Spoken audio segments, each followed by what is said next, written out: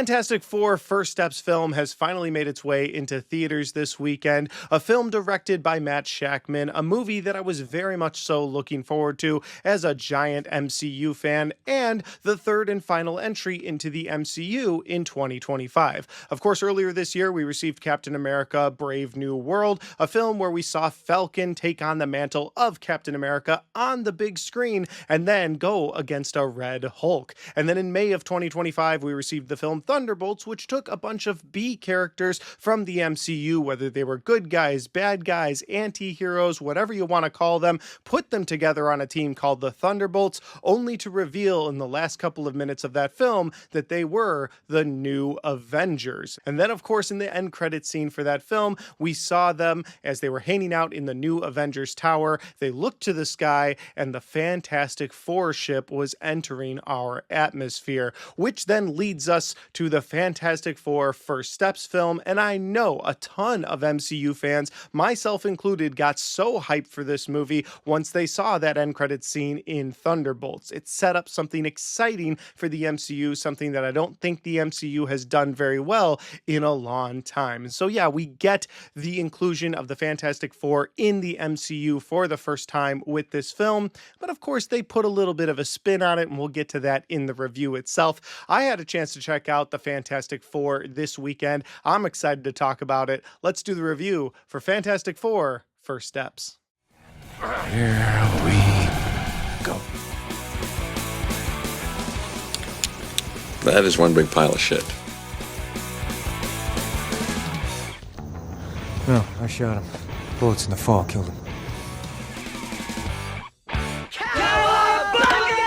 So the Fantastic Four is a group of Marvel characters that have been put to the big screen several times over the years, but those movies have always been met with mixed reactions, or they've been met with negative reviews. People haven't always loved those movies, whether it was the cast of characters, or maybe it was the villains that weren't done right, or a choppy story. It got to the point where a lot of people said, maybe you just can't do the Fantastic Four on the big screen. Maybe it's a situation where those characters are better in comic books or in cartoons, but putting them on the big screen just may never work. But then the MCU came along, and I think they cracked the code with this one, filling out the cast of characters for this film on the Fantastic Four team. First of all, we have Vanessa Kirby playing Sue Storm, aka the Invisible Woman. Then we have Pedro Pascal playing Reed Richards, the most scientific and smartest man alive, also known as Mr. Fantastic. Then we have Joseph Quinn playing the brother of Sue Storm with Johnny Storm, and of course he turns into the Human Torch. Then we finalize this cast of Fantastic Four with the Thing,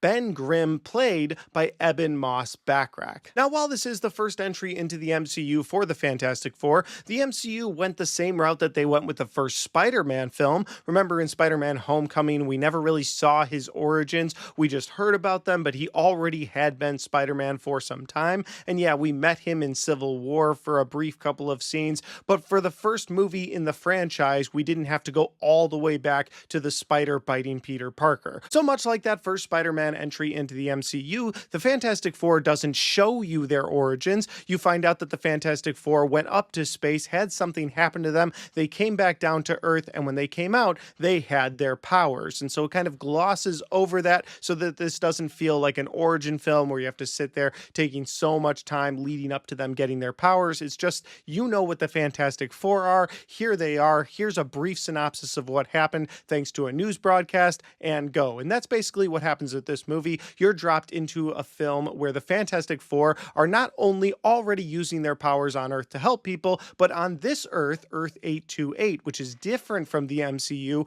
on this Earth, they are the only heroes of Earth, and so they're pretty much treated like gods. Everybody loves them, there's toys of them, they walk down the street and people know them, everybody's nice to them, and so the movie opens with a quick montage, not only describing what happened to them in the past, but also about how they've beaten so many villains, and they beat all of their classic villains, and basically how they've made Earth safe for everyone. Enter the Silver Surfer. And the Silver Surfer this time around is played by Julia Garner. If you want to stop me, you're gonna have to fucking kill me! And of course, when they announced that a woman was going to play the Silver Surfer in the Fantastic Four, so many people freaked out. So many people didn't know what to do with themselves because a girl was playing the Silver Surfer, and she actually turned out to be awesome. My favorite version of the Silver Surfer so far. We'll get to that in a little bit. But in this film, she shows up on Earth and says, hey, your Earth has been selected to be destroyed by Galactus. And that's basically all she says. She looks at the Fantastic Four, says, you've been selected, nothing that can happen, peace out, and she leaves. Well, they have the technology to trace her, and they find out where she went to, so they follow her up into space in the Fantastic Four ship to try and track down not only the Silver Surfer, but Galactus. While all of this is going on, you found out at the beginning of this film that Sue is pregnant. Her and Reed are going to have a baby. They're very excited about it. He's been running so many tests on this baby to make sure that it's going to come out all right. It's showing no signs of having any sort of power, so they aren't too worried, and that is what leads them up into space to try and protect their Earth, protect their baby. And when they get to Galactus, Galactus tells them that he will spare their Earth if they turn over their baby to him, because he believes their baby has cosmic powers, the strongest powers in the universe. And it's at that point where the Fantastic Four say absolutely not, and now they have to find a way to save their Earth, save the baby, save themselves from Galactus. And that is the best synopsis that I can give you for the Fantastic Four First Steps. I know that was quite a bit of information, but all of that was in the trailers, so I don't feel like I spoiled anything. There's a ton more to this movie after that that I'm not going to go into, so this will be a spoiler-free review, but I just wanted to set this movie up for you guys. If that sounds like a fun time at the theater, well, you should go check this out on the biggest screen possible. Trust me, see Galactus on the biggest screen possible. It will be worth your time, your energy, and the little bit extra that it costs to go to a theater. Now, I am going to get into my positives and my negatives for this movie here in a second, but before I do that, if this is the first time you found my channel, well, I would love for you guys to hit that subscribe button, check out all the different content that I have, whether you like movie reviews, Blu-ray talk, or even ranked list videos. I've got a little bit of everything on my channel, and I'd love for you guys to check it out. All right, let's get into my positives and my negatives for the Fantastic Four First Steps. I herald his beginning. I herald your end. I herald Galactus. So my first positive for this movie is that this Earth 828, is set in a retro-futuristic world. What does that mean? Well, essentially, the 60s happened to this world, and it never changed from there. It just always looks like the 60s. All the furniture looks like the 60s, the buildings, the people, their clothes that they wear, the way that they talk. But this movie is retro-futuristic, so that they also are very advanced compared to our Earth. This Earth 828 is extremely advanced, where they have robots doing things, flying cars. None of that is weird in this world because all of that exists. All of that technology exists. It's just set in a retro futuristic world. So you get a little bit of that look, the vibe, the colors that pop from the 60s in this movie, and I really loved that. Movies that are set in the 60s always look really good on the screen to me. So the fact that this movie is set in the 60s, but it's also futuristic, it just all meshed so well. Loved that about this movie. Earlier, I talked about how this movie decided to change the Silver Surfer from being a man to a woman and how a ton of people freaked out about that. Now, that's not the positive that I have. The positive that I have is that Julia Garner plays this character so damn well. I had such a great time with her as the Silver Surfer. Because she was a woman, she was able to have a little bit of a back and forth with Johnny Storm. Of course, Johnny Storm has notoriously been a bit of a playboy in the group. You know, he lights up on fire. People think he's cool automatically. And so in this movie, he is that guy. But since the Silver Surfer is a woman, he gets to kind of flirt back and forth with her a little. Not so much from her side, mostly coming just from Johnny. But it makes for a couple really good laughs in the movie. And so I thought them switching her over and then giving that a bit of purpose really worked for me. You also get to see her backstory in this movie, which I believe they talked about in those older Fantastic Four movies with the Silver Surfer in it, where he talked about the fact that he is the herald for Galactus because he's trying to save his Earth, but they never really show any of it. They show some of it in this movie, and those scenes look great. I thought they did a great job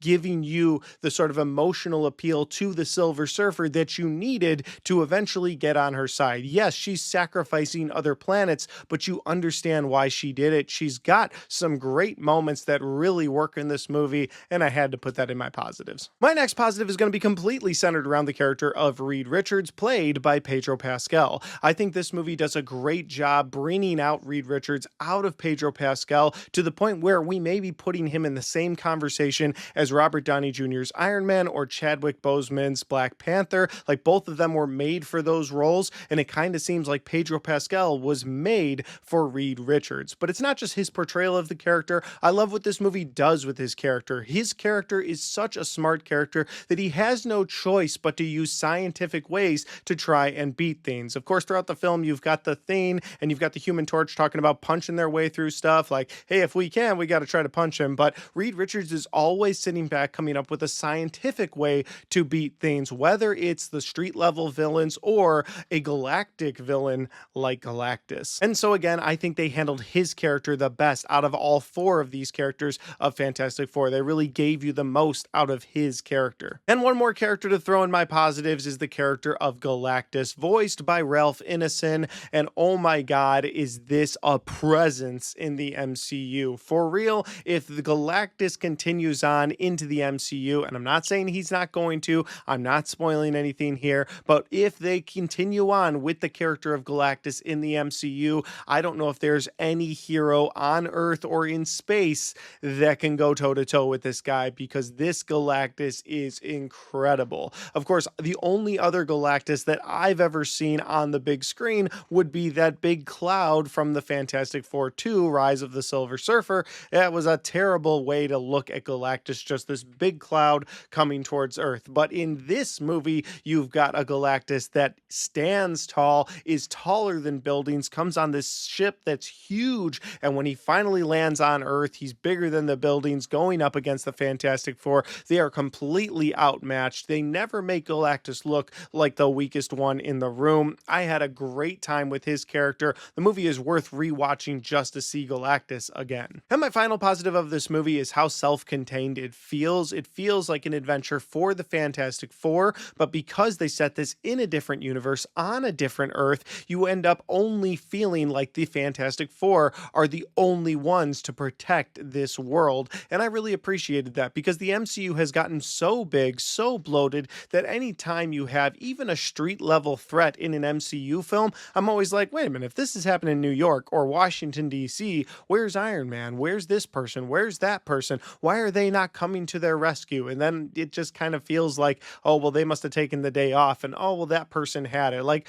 that person almost died several times, and if you want me to take it serious, then you should give a reason for those other characters not coming to their rescue. But here we are in this movie in a different universe on a different world, and it really worked for the story because these four were Earth's only protectors, and I really appreciated that. That'll do it for my positives and lead me over to my negatives. And my first negative for this movie is that while I appreciated the character development of Reed Richards, I think that it was the best they've ever handled Reed Richards in the past, there didn't seem to be any big character development for the rest of the members of the Fantastic Four. I'm not saying they didn't have things to do or they didn't do cool things. Sue Storm's got a great moment in this movie. Johnny's got a great moment in this movie. Hell, Ben Grimm has a great moment in this movie as well. They all have great moments, but I felt like Reed Richards was the only one that got real character development from the beginning to the end. Everybody else was basically the characters of the Fantastic Four that we've seen in the past. Johnny messing with Ben, or Sue being by Reed's side, Sue standing up for the group and doing a big thing towards the end. Like, all of these things mattered. All of these things were important,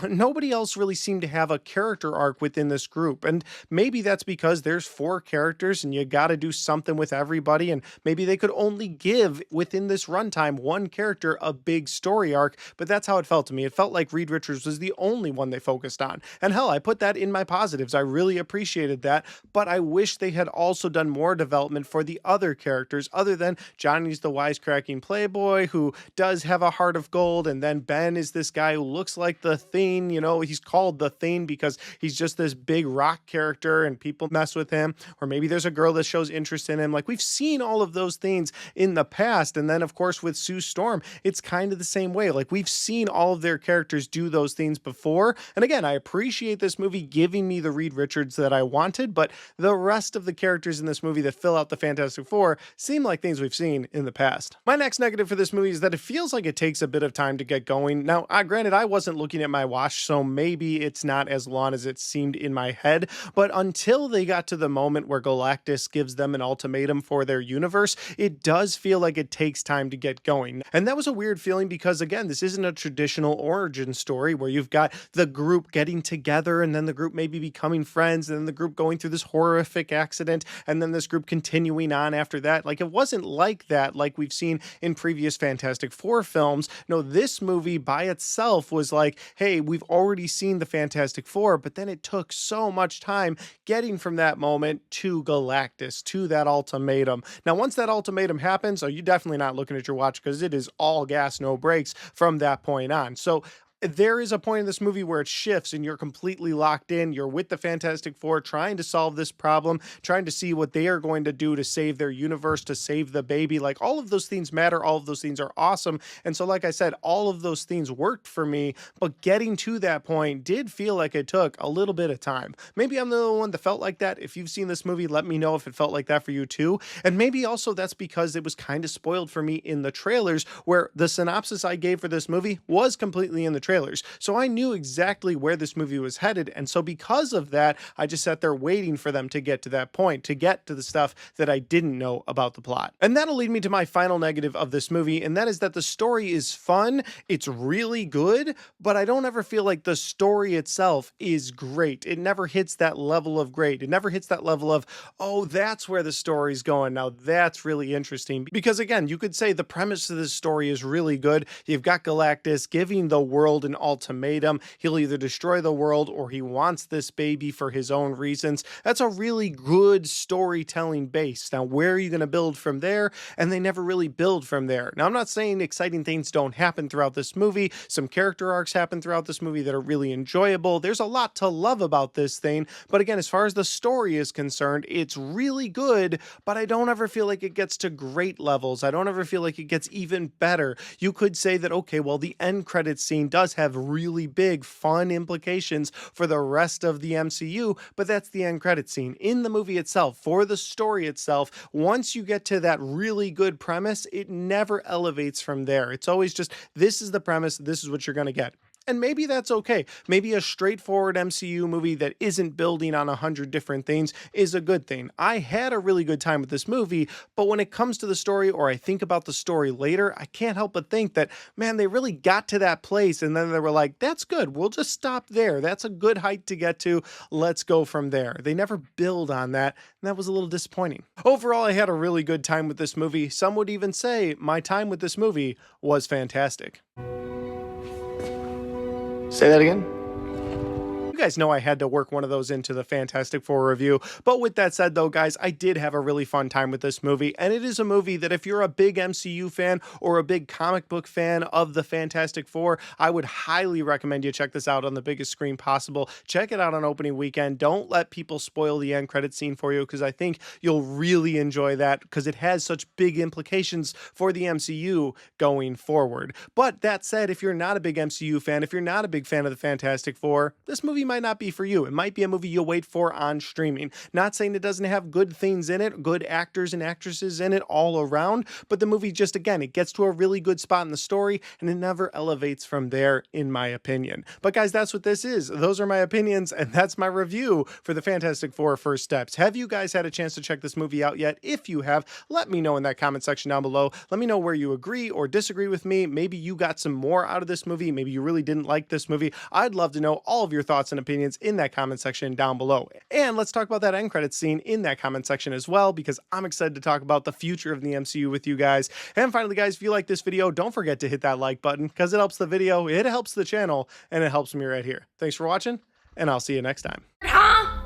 If you want to stop me, you're gonna have to fucking kill me! All right, guys, we got to the end of my Fantastic Four First Steps review. This was a great first outing into the MCU for the Fantastic Four, in my own personal opinion. I had a really fun time watching the movie, had an even better time making this review. If you guys took time to watch to this point of the video, I thank you very much. It means so much to me. Don't forget to leave your comments in that comment section. And until the next video, if you want to check out any of the other content on my channel, well, I've got all of my best and worst of 2025 right there, and I've got all of my 2025 movie reviews right there.